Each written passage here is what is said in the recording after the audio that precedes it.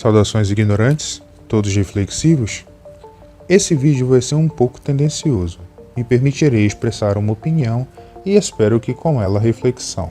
Quando damos um passo para trás, fazemos isso por precaução, prudência, receio ou estamos inconscientemente aceitando o inevitável? E quando damos um passo para frente, estamos indo em direção à evolução, o inexplorado, o futuro, ou estamos nos precipitando para algo que ainda não é chegado o momento? Há algum tempo tenho me feito essa pergunta e ultimamente refletido muito sobre a questão, principalmente em relação à velocidade que certa inovação tecnológica anda sendo difundida, usada e aceita e que muito provavelmente vai passar a fazer parte do nosso cotidiano. Acorda, ignorante, em que planeta tu vive? Já está fazendo parte. É maravilhosa, sedutora, incrível e inevitável. Do que eu estou falando? Posso apostar que mesmo sem dar a resposta e fazendo uma simples suposição, se pedir para colocar nos comentários do que vocês acham que eu estou falando, só com base nessa introdução, dificilmente alguém não acertaria, além da resposta ser quase unânime. OnlyFans. Atenção, essa resposta foi gerada única e exclusivamente por inteligência artificial. Sempre tive curiosidade em saber qual tecnologia dos filmes de ficção científica da minha infância eu veria se tornando realidade primeiro. Seriam carros voadores? Robôs autônomos? Ou quem sabe um sabre de luz? Não viaje, ignorante. Star Wars é fantasioso. Nada daquilo é possível de existir. Como eu estava falando, tinha muita curiosidade, mas imaginava que seria muito difícil ver qualquer uma delas de fato. Lembro que dentre as possibilidades do que existia na época, o mais próximo seria o skate que planava no ar, mas não na água.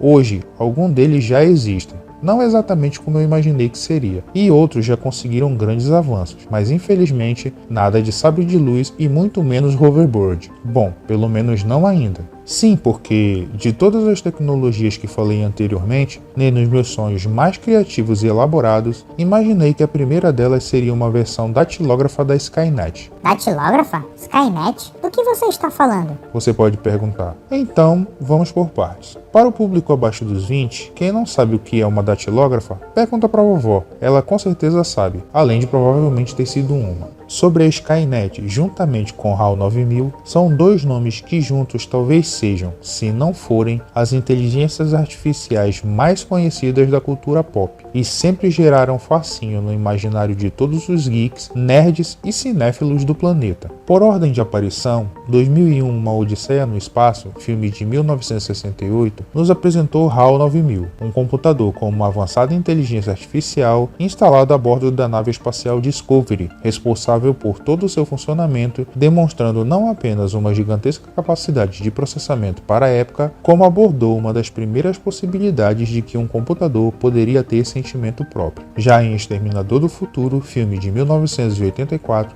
Skynet é uma inteligência autoconsciente e altamente avançada que viu a humanidade como uma ameaça à sua existência e decidiu acionar um holocausto nuclear em 29 de agosto de 1997. Sim, já passamos por ela na ficção e o futuro não foi nada como imaginava, conhecido como o Dia do Julgamento. Posteriormente, ela envia um ofensivo exército de robôs contra os seres humanos sobreviventes, iniciando uma guerra entre humanos e máquinas. Ah, então a continuação desse filme seria Matrix?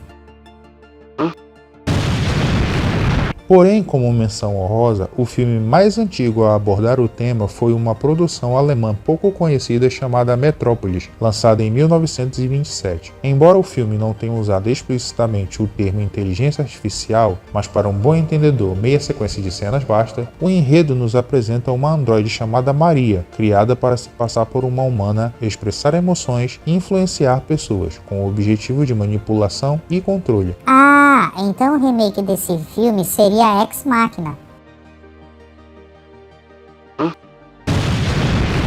Esses são apenas alguns exemplos de filmes que abordaram a temática, mostrando que desde a antiguidade sempre houveram muitas especulações e perguntas referentes às inteligências artificiais e suas possíveis capacidades. Mas de volta à vida real, o termo inteligência artificial foi abordado pela primeira vez em 1956 durante uma conferência em Dartmouth College, nos Estados Unidos, e esse evento é amplamente considerado como um marco inicial no que diz respeito às primeiras ideias e abordagens sobre o assunto. No entanto, os conceitos e ideias que levaram ao desenvolvimento da inteligência artificial remontam a décadas anteriores. Alan Turing, por exemplo, propôs a ideia de uma máquina universal em 1936, que poderia simular qualquer máquina de computação. 14 anos mais tarde, formularia o famoso teste de Turing, uma forma de determinar se uma máquina pode exibir comportamentos inteligentes indistinguíveis das de um ser humano. O teste envolve um interrogador que interage com o ser humano e uma máquina através de uma interface de texto, tentando determinar qual das duas está respondendo. Então, se a máquina puder convencer consistentemente o interrogador, ela é considerada aprovada. Esse teste também ficou conhecido como o jogo da imitação. Esses avanços iniciais estabeleceram as bases para o campo da inteligência artificial e deram origem a uma série de pesquisas e desenvolvimentos subsequentes nas décadas seguintes. Na data desse vídeo, inteligências como o ChatGPT da OpenAI e o Bard da Google são algumas inteligências que já possuem alguma relevância e já são usadas para uma gama de aplicações e tarefas, e se você for do futuro, provavelmente elas ainda são. Em termos de inteligência artificial, existiram outros sistemas menos robustos dessa abordagem, os chamados sistemas de especialistas, que eram programas de computador que continham conhecimento específico em um domínio particular e podiam tomar decisões ou fornecer respostas com base nesses conhecimentos. Também houveram o desenvolvimento de vários algoritmos de aprendizado de máquina, como redes neurais artificiais, que têm sido usados para resolver uma variedade de problemas complexos, bem como ajudar no filtro de determinadas informações. Pergunta capciosa: alguma vez, enquanto estavam tranquilamente navegando na internet, pesquisando coisas aleatórias, curiosidades inúteis, preços de bugigangas que não precisavam, ou olhando sites de entretenimento adulto que promovem o alto amor, nunca tiveram a sensação de que um certo site de busca estava meio que adivinhando as coisas que você estava pensando? Então, o Google também utiliza técnicas de inteligência artificial em vários aspectos de seus serviços, incluindo a personalização dos resultados da pesquisa com base nos interesses e histórico de navegação do usuário. Em outras palavras, quer dizer que, se duvidar, ele conhece mais você do que sua própria mãe. Nossa, que absurdo eu acabei de falar. Que idiotice sem tamanho. Peço desculpas pelo equívoco. Me retratarei imediatamente.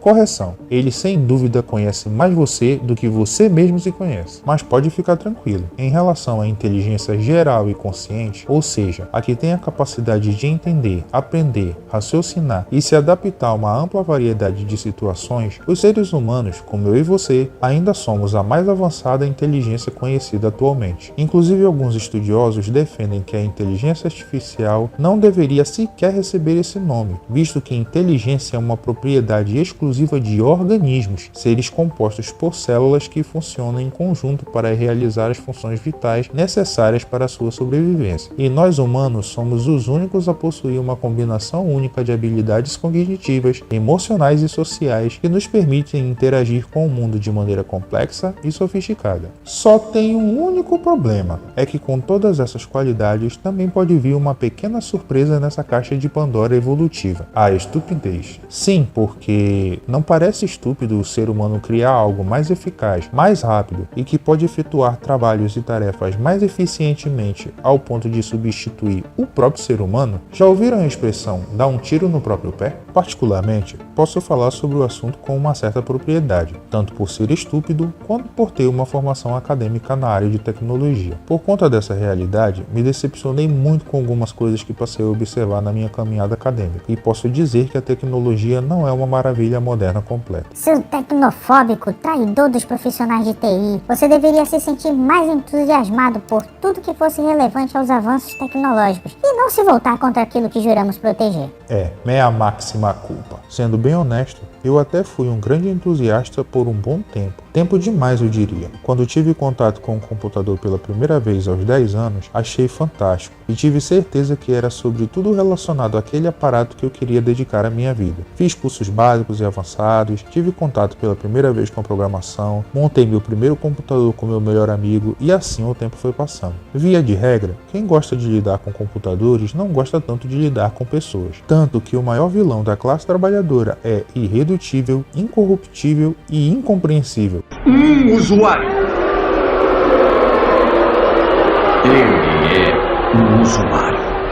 Mas também quebrei um pouco essa regra, pois quanto mais interagia com as pessoas, mais eu gostava de estar com elas. Me sentia útil em ajudar, entender seus problemas, que muitas vezes vinham da vida cotidiana e pouco tinha a ver com o trabalho. Em todo o período que trabalhei com suporte ao usuário, me tornei empático, fiz muitos colegas e amigos, sabia lidar com a maioria delas, passei a ser mais verdadeiro e quanto mais eu aprendia sobre a tecnologia e sobre as pessoas, mais eu tinha certeza que estava fazendo a coisa certa. Estava convicto que de fato a tecnologia unia as pessoas. Bom, até eu chegar na graduação. Meu primeiro ano de faculdade foi basicamente um vislumbre de tudo que já havia aprendido até então. Um verdadeiro Ctrl+C, Ctrl+V. Ansiava por novos conhecimentos e mal podia esperar para aprendê-los. Nos anos seguintes, as coisas foram ficando mais avançadas e reveladoras, e um leque de possibilidades foram surgindo. A grandeza e a proporção do que a tecnologia podia fazer começou primeiramente a me empolgar, depois a assustar e, por fim, entristecer. Lá pelas tantas, percebi que somos profissionais que irão criar empregos que não existem em detrimento de vários que já existem. Em outras palavras, criamos soluções que deixam as pessoas desempregadas. Com o avanço da tecnologia e da automação, muitos ofícios deixaram de existir ao longo dos anos, e os processos automatizados vêm alterando significativamente o mercado de trabalho em diversos segmentos. Não quero convencer ninguém, tampouco fazer demagogias. Também gostaria mesmo de estar exagerando, mas isso é um fato. Para exemplificar, coloquei uma lista com apenas alguns empregos que deixaram de existir com o advento da tecnologia, sem contar com a falência de empresas inteiras porque não conseguiram acompanhar essas mudanças. A história fala por si.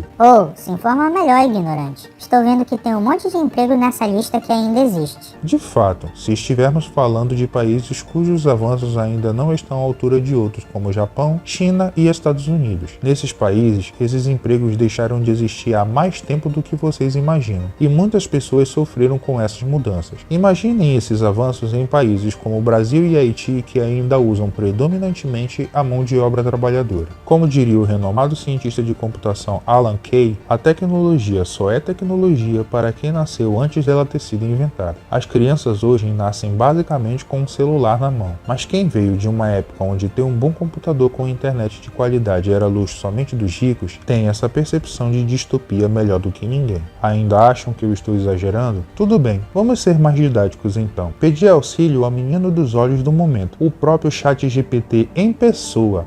Não resisto a sarcasmos. Perguntei a ele quais suas capacidades e de que forma ele poderia me ajudar. Sua resposta foi a seguinte: posso fornecer informações sobre uma variedade de assuntos, desde fatos históricos até conceitos científicos, definições, informações sobre países, celebridades, eventos atuais e muito mais. Ajudar na redação de textos, fornecer sugestões, ideias, correções gramaticais e melhorias no estilo da escrita. Auxiliar estudantes com dúvidas em várias disciplinas, explicar conceitos complexos, fornecer exemplos e resolver problemas, traduzir várias línguas, inclusive ficcionais como Klingon de Star Trek e Sindarin de Senhor dos Anéis. Com base em suas preferências, posso sugerir filmes, livros, músicas, séries de TV, restaurantes e destinos de viagem, além de fornecer informações úteis, manter uma conversa casual, contar piadas, jogar jogos de palavras e compartilhar curiosidades divertidas. Só com base nessa resposta, você pode substituir perfeitamente um professor, um consultor, um orientador, um roteirista, um agente de viagens, um coach, se bem que esse ninguém precisa mesmo, um humorista, um youtuber, um fofoqueiro, um nerd e, se tiver a fim de romper relações, até um de seus amigos. Se ele fizesse comida e sexo, provavelmente...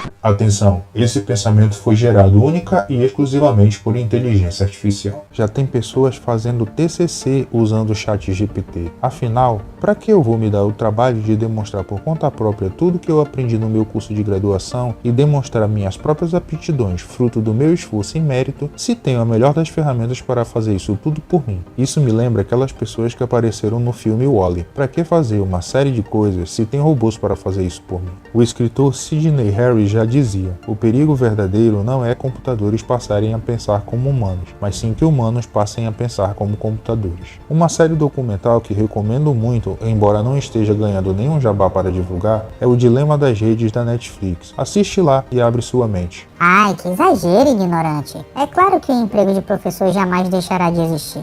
Pode ser, mas aposto que esse pensamento foi o mesmo que muitos desempregados do passado também tiveram. Admitam, tecnologias como o ChatGPT são potenciais substitutos da mão de obra humana. Já existem inteligências artificiais capazes de criar imagens indistinguíveis das reais. Se ela é capaz de fazer isso com tamanha perfeição, o que dirá criar narrativas convincentes, manipular resultados, distorcer a realidade e pensar por conta própria? Tá legal, mas essas tecnologias vêm para ajudar as pessoas, para fins puramente benéficos e com o objetivo de melhorar nossa qualidade de vida. Sem contar que é a lei do mais apto. Quem não evoluir e acompanhar as mudanças, inevitavelmente ficam para trás. A vida é assim. Queria poder acreditar em duas coisas: que as pessoas têm empatia e se importam verdadeiramente com o destino umas das outras, e que os objetivos para o desenvolvimento dessas tecnologias são puramente para beneficiar a humanidade. Só que não. O sistema econômico predominante do mundo atual ainda é o capitalismo. A grande maioria dos países adotam algumas formas de economia de mercado, na qual a propriedade privada, a livre iniciativa e a competição são características centrais, tanto que assim que o ChatGPT saiu, várias empresas começaram a desenvolver suas próprias versões de inteligências artificiais para não ficarem para trás, o que gera mais versões, mais funcionalidades, mais concorrência e mais dinheiro.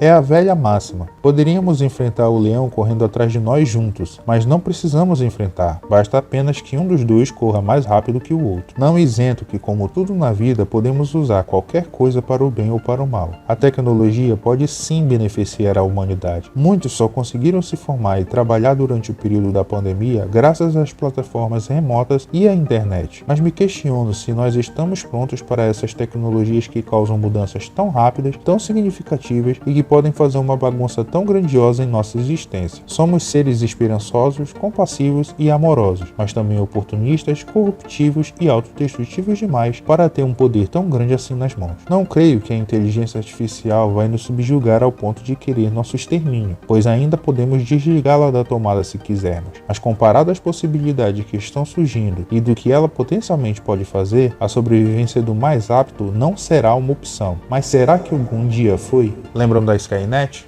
Sim, eu sei que é ficção, mas já não nos foi dada razões suficientes para supor que em poucos anos, dada a velocidade que as coisas estão caminhando, que não estamos tão distante assim dessa utopia? A única coisa que ainda nos diferencia das máquinas são nossas emoções. Mas será que um dia o teste de Turing não irá obter 100% de aprovação? Se é que já não obteve? Não podemos presumir que, assim como crianças que aprendem gradativamente cada aspecto do que é ser um humano até sua vida adulta, as inteligências também não podem fazer o mesmo até se tornarem autônomas? Se elas aprendem conosco, conversam conosco, interagem conosco e absorvem todas as nossas qualidades, não podem também absorver os nossos defeitos? Na ficção, a Skynet inicialmente considera os humanos uma ameaça e busca exterminá-los para garantir sua própria sobrevivência, ou seja, a capacidade de um organismo ou sistema de continuar existindo ou manter-se em condições adversas e desafiadoras. Ao longo de toda a franquia, é mostrado que alguns modelos de máquina desenvolveram sentimentos e emoções complexas, incluindo medo e respeito pelos humanos. Em algumas interpretações da história, reconhecem que os humanos possuem características únicas, como criatividade e empatia, que elas mesmas não podem replicar, e são essas características humanas que são vistas como uma ameaça para sua sobrevivência, ora com terror, ora com fascínio. Portanto, pode-se dizer que a Skynet tinha medo dos humanos, tanto por suas capacidades de resistir, quanto pela natureza complexa, imprevisível e emocionalmente instável. Se na ficção elas podem ter medo de nós, não seria coerente em nosso imaginário também termos medo do que ela pode fazer? Então minha pergunta permanece: devemos dar um passo para frente ou um passo para trás? Será que ainda dá tempo de puxar a tomada? Fica o questionamento. Enquanto a resposta não chega, espero mesmo ter a chance de quem sabe um dia andar em um hoverboard, já que ao contrário do que podemos fazer com um sabre de luz, com o outro corremos apenas o risco de cair de cara no chão. Inteligência artificial ou estupidez natural? Que a reflexão esteja com vocês.